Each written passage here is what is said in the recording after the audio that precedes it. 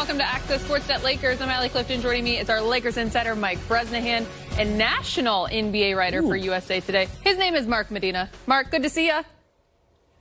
Allie, Mike, good to see you guys. I mean, I felt like yesterday was last season, but here we are. How many books behind you have you read? Allie, I've read a lot of them. Behind me, there's a lot of Laker books. There's a lot of NBA books. Hey, I gotta come on the show and bring some facts. So I gotta do my research ahead of time. Looks like a green screen to me, Mark. Are you sure that that's actual books for the bookshelf? I just want to be sure. I can confirm there's some actual books. If you need proof, here's a Laker. We did need it. If you would have heard the guys in our ear, we did need that proof. Oh, wow. I love it. There you go. There's the evidence. I love it. You might need to send me some pictures. I would take a look at some of those books. I'm into reading these days. Yeah, there you go. For now, we got a lot to read here for this show. Mark, good to see you. Brez as well. Let's dive in. Training camp for the champs. It has begun in El Segundo. LeBron and AD both inked deals that will keep them together with the Lake Show for at least the next 3 seasons. After practice, LBJ, the reigning Finals MVP, discussed what he and the Brow locking in long-term means for the franchise. Well, what it means that we're here and we're committed to this franchise. We're going to give everything that we got to this franchise.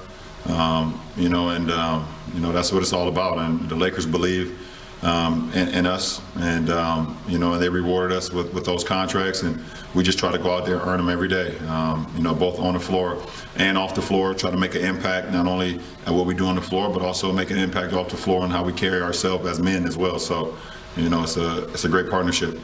Hey, LeBron, so this will take you in a pretty rarefied air, this contract, 20 years in the league. Have you thought about what the future could look beyond that in terms of how long you'll want to stick around? No, I haven't. I don't know how long I'm gonna stick around this game. I never take for granted every time I get an opportunity to play another season. I try to prepare my mind and my body and my spirit, for a season and see where it takes me. Like you said, at the end of this contract, I'll be in year 20. The best thing about it is that the year I'll be a free agent will be the same year my oldest son graduates high school. So I'll have some options to see. Anthony Davis was obviously so great last season. I just want to get your thoughts on some of your expectations for him this upcoming year and how you think he even steps up his game even more from what he's already accomplished. I don't have any expectations for Anthony Davis. I mean, listen, I know what he's about. I know what he's capable of. And I know what he brings to the game. He's special. He's one of the best players in the world, and his talent is what he's able to do at his size. There's not many people in the world that's ever been able to do that in this sport, period. So, but I don't have any expectations on him. He's going to go out and be himself, and he's going to do things not only that we've seen before, it's going to be some things that we haven't seen before, but it's going to be on both sides of the floor. So. But there's no expectations for me. All right, so let's start. LeBron and AD, their commitment to the Lakers and vice versa. No denying how big time that was, guys. Mark, we haven't got your reaction just yet on those two and their commitment to the franchise. What did you think when you saw that? I think it was a pleasant surprise for 2 reasons. One, LeBron James didn't have to make this decision about an extension. He could have waited another year. Number 2, with Anthony Davis, there was a feeling initially going to free agency. Maybe he has a shorter deal because of the uncertainty of what the cap would look like because of the pandemic. But this is very pleasant news for obvious reasons. And so not only does it cement them being the obvious favorite for next season, which would have happened anyway, but this sets the Lakers up, I think, to be the next dynasty. When you're looking at the last dynasty of the NBA, the Warriors, they won 3 NBA championships in 5 finals appearances. I think that the Lakers are fully equipped to be able to not only to repeat this season, but extend that finals run even further. Well, Mark, predicting a possible dynasty, and you're kind of right. I'm still kind of surprised that both those guys signed for the term that they did. I mean, no one saw the LeBron extension coming, except for probably LeBron and his agent, maybe the Lakers too, but to have him in the fold for 3 more years, and then you add the max 5 years for Anthony Davis, I was thinking 2 years, maybe 3. He went the whole distance. I mean, what a testimony to this franchise. Both those guys said, you know what, we're happy here. We're going to stay here for quite some time. I mean, I think both of you kind of just touched on it when you talk about the dynasty, but at the start of last season, before they even put on a jersey together, we called them the best duo in the league, and they certainly, I feel, played the part. Can they be even better, and what does that look like in your mind for the two of them, Mark? I think they can be better because they have their second year. They already have the familiarity. I think to the credit of Lakers GM Rob Pelinka, I think on paper there's a better roster when you're looking at the amount of depth that they're able to build with not just youth, but a lot of really good front court pieces. But the reality is the Lakers are coming off a short turnaround. Their season had only ended in mid-October. And when you are a defending NBA championship team, you're always getting everyone's best shot. So when you put that into a very unconventional season where it's compressed, there's a lot of challenges on and off the court, nothing's guaranteed. But I think the Lakers have both the talent and maturity to navigate all those potential pitfalls. Yeah, you know, here's what I like about those two guys coming into this season. They don't have to be the guys every single night. So I don't know if their numbers will be better, per se. Is LeBron going to lead the league in assists? Is AD going to be amazing in rebounds and points? Not necessarily, because they picked up two guys in Montrezl Harrell and, of course, Dennis Schroeder, who each averaged 19 points last season. It's going to take a ton of pressure off of guys like LeBron and AD.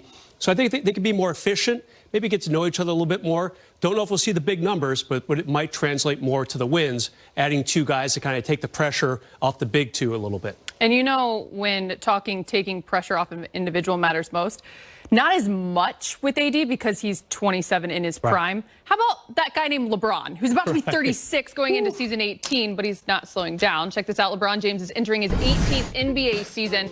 So you know he's logged a lot of minutes. If you combine regular and postseason minutes, he is number 3 all time in total minutes played. So, how you feeling, Bron? Physically, you know, that's gonna, I mean, right now I'm sore as hell. We day 2 of training camp. So that's been my whole career, pretty much except probably like year 1 and year 2 when I was 18 and 19. Super sore, but nothing. I don't have anything that's stopping me from being on the floor, doing 5-on-5, doing 4-on-4, doing any drills, things of that nature. So good in that sense. And then from mentally, I'm great. I mean, I'm healthy. My family's healthy. You know, I'm great mentally. So I'm in a really good place in my life. So I'm solid. Have you and LeBron started having conversations yet about his load early on and how much you guys are going to lean on him early, knowing it's a long season, knowing that you now have him for 3 years through his 20th season, like how that all might factor into those decisions? Yeah, we have had sort of preliminary conversations about that, and you know, we're both sort of the mindset, like, let's just see how it plays out, you know, and evaluate each day, each week, how he's feeling, and not lock into any set plan, but, you know, to have a sort of a normal build-up of getting his legs back under him, you know, get him used to playing live basketball again, and you know, just evaluate where he's at, you know, on a day-to-day, week-to-week basis before we make those decisions about the management plan of how much he's going to participate early in the season versus late in the season. You know, all those types of things. It's really just kind of be a day-to-day approach. One thing we know when it comes to LeBron James, communication, that open line of communication between he and the coach is very important. And Frank Vogel noting right there that they've already had some early discussions about his playing time. That load management, what are we anticipating, Mark, that looking like for King James this season? I think the Lakers and LeBron are really going to try to thread the needle. Look, they're not going to go the Clippers route like they did last season where they're just going to preemptively sit LeBron for the sake of doing it, but they're also not going to run him into the ground. So I think it just depends on how he's feeling health-wise. And then also looking at the schedule, where can they afford to shave off minutes on this certain back-to-back? How is the game going in particular? And so I think with that, really the onus is on LeBron of trying to take care of his body as much as he can, but also on Anthony Davis and some of his other teammates to try to make life easier for LeBron James. And I think, especially because of the short turnaround, one of the themes to open this season is who can carry that mantle, whether it's a combination of Anthony Davis and some of his teammates or AD himself, so that LeBron doesn't have to use up all his energy right off the gate. I'll tell you what, Mark, it feels like the offseason has lasted about 27 minutes. I mean, I need to be load managed, and I didn't even play any of these games this past season. Yeah, for sure. If you listen to what Frank Vogel and Rob Pelinka have been saying over the past few weeks, Frank basically said, yeah, you don't have to expect too much of LeBron in the preseason. And Rob Pelinka is saying, we're going to be in constant contact with LeBron and his representatives. You know, how's he feeling? How's he doing? Is he okay with the playing time we're giving him, the number of games we're giving him? And, of course, you're going to listen to the guy. Like you said, Ali, he's 36 in just a couple short weeks here.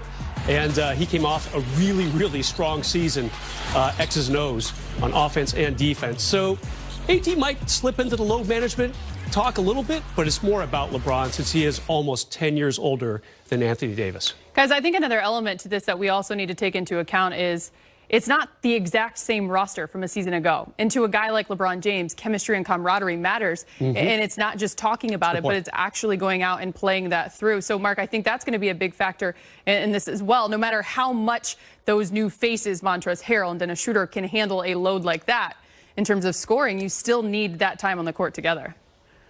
Great point, Allie. And I think that's one of the things that LeBron is very aware of, that he wants to accelerate that chemistry. And he also wants to set an example as a guy that's doing the work to create really good habits up and down the roster. And when you compare that, again, to the Clippers, it's obviously a different situation with Kawhi Leonard's injuries and Paul George's injuries, but they had a lack of chemistry. And I think because of that, they were always playing catch up. I think ideally the Lakers can maybe find ways for LeBron to rest once the initial wave of the first few weeks of the season start, because then they will have that foundation and then they can prepare some of these guys for bigger roles. And then that could lead them to feeling more ready for when the big moments come in the playoffs. Yeah, there is little doubt that LeBron will play in the opener on the 22nd, of course, Christmas on the 25th. But they have a back-to-back on the 27th, 28th as he played both those games. He'll probably play New Year's Day. And then maybe we'll see what happens. We'll be about 2 weeks into the season. Does he start to, kind of lateral a couple games here and there and say, you know what, we're okay. We're off to, say, like a 6-1 start. I'll sit out a game against whomever. They have a bunch against San Antonio. Not really supposed to be a playoff team. A couple against OKC in January. Not expecting much there either. It's going to be fascinating to see who's in and who's out on a nightly basis. But as you pointed out, you want to get your new guys on the same page as guys like LeBron and AD. So you want to kind of make sure LeBron's getting his rest, but also getting to know his new teammates as well. The other thing, too, it's no better time right now than taking it day by day because we are still currently living in a pandemic. Yeah, you got so that we right. also don't know what that will look like either. Chris Haynes of Yahoo Sports tweeted the NBA implementing new resting policy for 2020-2021 season, with teams prohibited from resting healthy players for any high-profile nationally televised game, and violation could result in a fine of at least $100,000. Mark, were you surprised by that at all?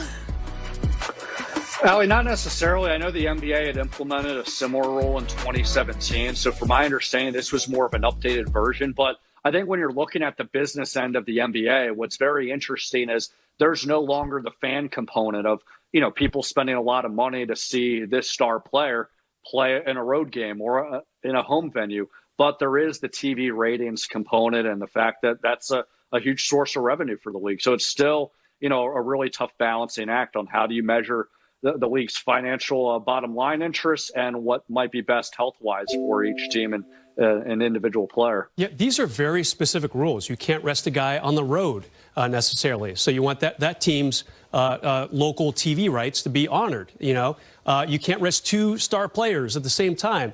It's $100,000. So there's a lot of specific stuff in there for all these new rules. I thought the NBA would be a little more lax, especially towards teams that, just stopped playing in October. But no, they're charging full steam ahead, saying, look, the revenues have to keep coming. It's going to be mostly TV rights. You've got to keep the big names as well as the local TV broadcasters happy throughout the season. That goes for you as well. I know you just talked about load managing. AJ said it's a $100,000 fine for us. Get it together. Get that mind right. I will be here for every game then. Here we go. Still to go.